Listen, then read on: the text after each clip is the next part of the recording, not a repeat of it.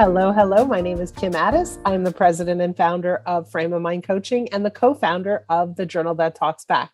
Today is Fridays with Ferne, and Ferne is back for another episode. Ferne, welcome back.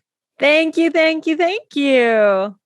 So what are we talking about today? What do you have for me? All right. So today is an interesting case, I think.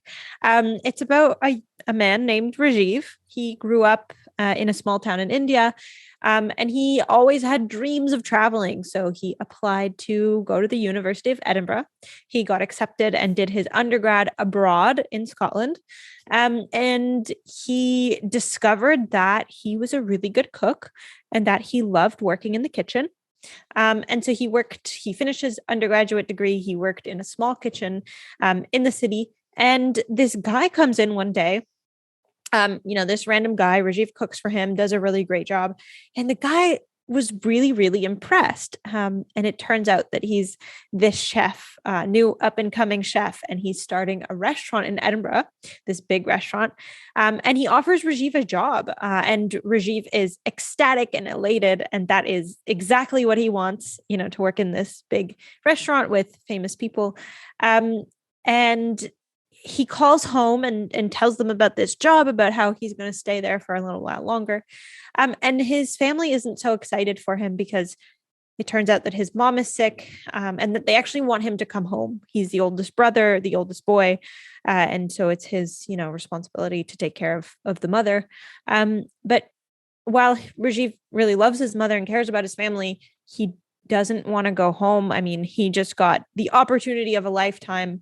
At home, it's a bit, in this small town, it's a bit backwards. Men aren't allowed in the kitchen and women aren't really allowed to work. And he feels like they're very, well, the opposite of progressive. And he doesn't really know what to do. He feels a bit stuck. He feels like he has this obligation to go home. But he doesn't want to give up such a good opportunity. So what advice do you have for him? So they want him to come home and stay forever? Like, what do they want from him exactly? Well, essentially come home and take care of his mother. So what is he supposed to do? Not work and just take care of his mother? No, he would come home and work essentially in India and live with his mother. And so who would take care of her during the day?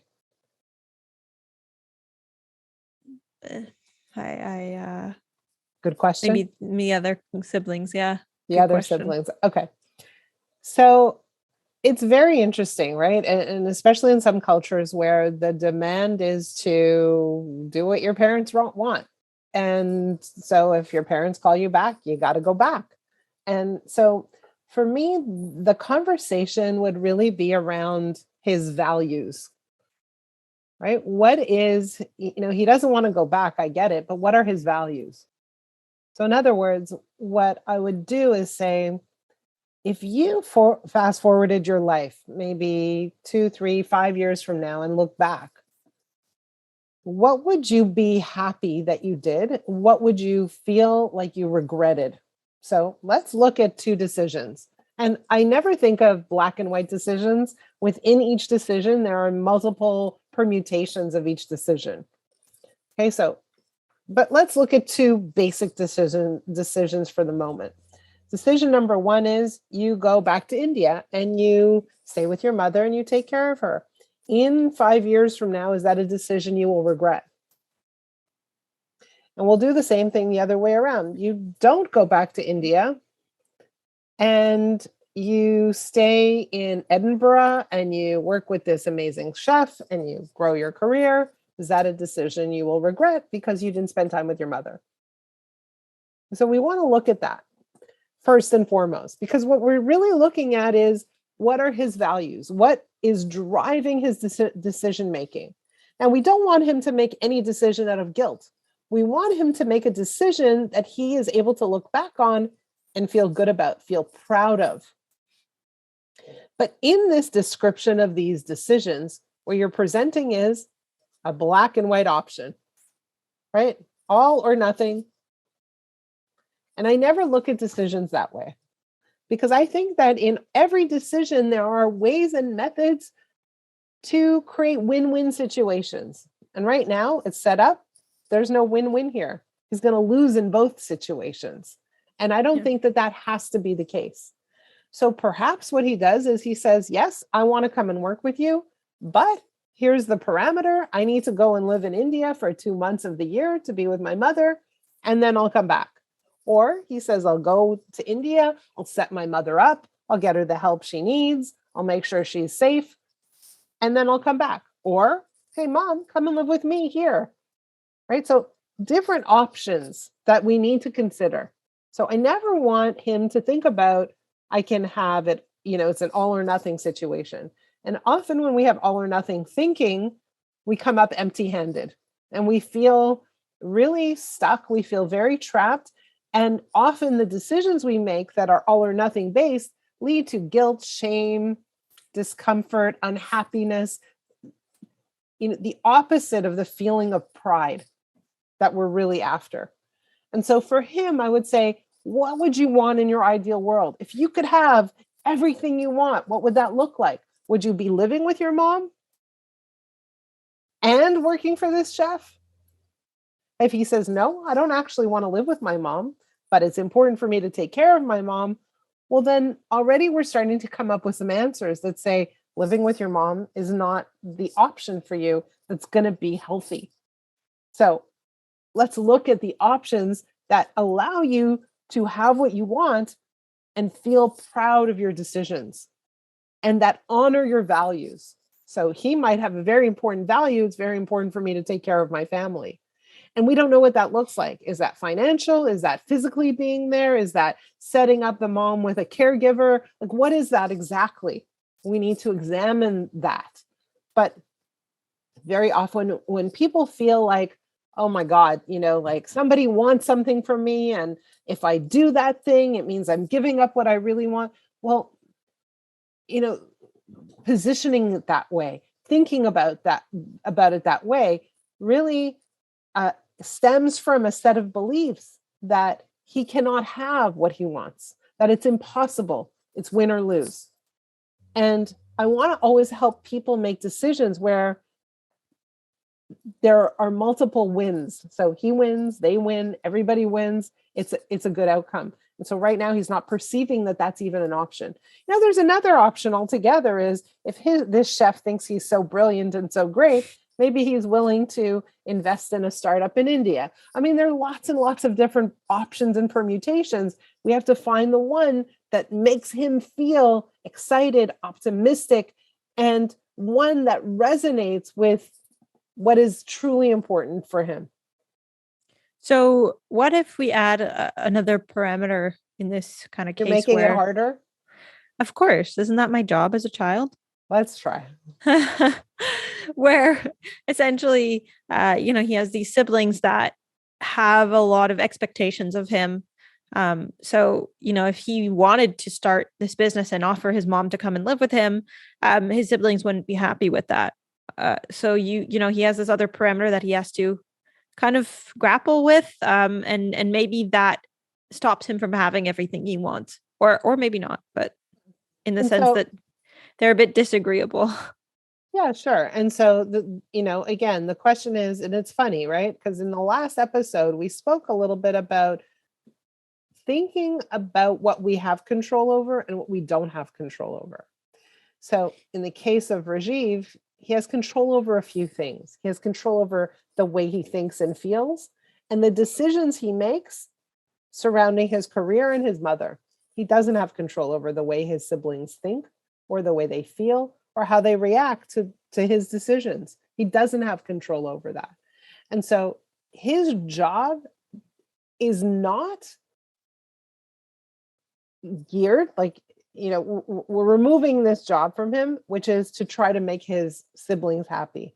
That's not on his task list because he can't live his life making decisions intended strictly for the happiness of others.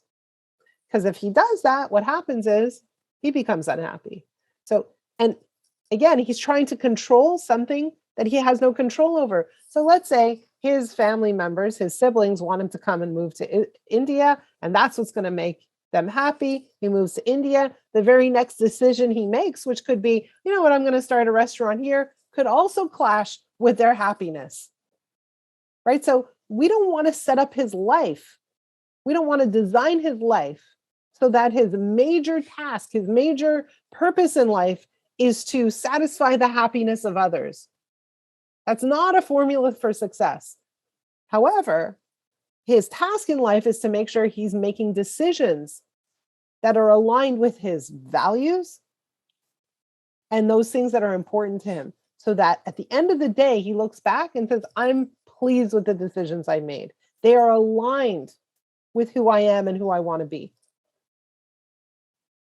And so pleasing others is always a formula for trouble. It's a formula for chronic dissatisfaction, and you're setting yourself up for this lifetime of failure. So we need to remove that from the formula, remove that from the equation of his decision making. Definitely. So if you were to, give him a 1 minute or one short clip of advice, what would that be?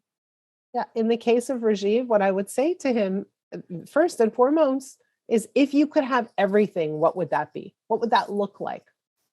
And then I would say, so, let's define that first, because in his mind, he doesn't believe he can have everything. He's losing one way or another. And so what I want to do with him first and foremost is flip his thinking to say, no, it's possible.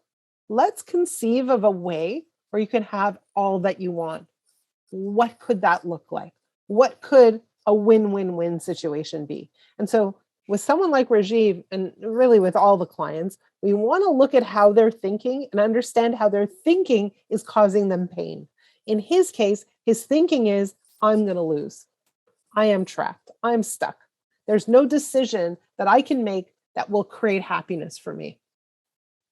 And so we want to push back on that. We want to challenge that belief, and we want to increase his options and have him look at what could potentially create a win-win situation. I love that. A win-win. And you said it before, a win-win-win. A win-win-win. Exactly. The more the merrier. Exactly. Awesome. Once again, another interesting case, and not an unusual case. I think a lot of young people, particularly people from other countries, find themselves trapped between the demands, expectations of their family members and their own wishes and desires. I know that I felt like that when I was younger and, wanted to move away from home, and my parents really didn't want me to do that. I did make a decision that at the end of the day made everybody relatively happy. So it worked out. But think about it. Is there a decision you're trying to make that is causing you to feel uncomfortable, anxious, stuck, trapped? I'd love to hear from you. Please reach out to us. If there's a case that you want to talk about on the podcast, reach out to Ferne. Ferne, how do they reach you? Email me. So my email is Ferne Kotlyar. That's FERNE KOTLYAR @live.com. And if you have a case or a situation that you would love to discuss, but maybe not so much on the podcast, please reach out to me. I can be found at kim@frameofmindcoaching.com. In the meantime, please take a look at our websites, frameofmindcoaching.com and thejournalthattalksback.com. If you know anyone who could benefit from coaching, please introduce them to our work. And thank you for listening. Thank you for tuning in. We will see you next week. Have a great week.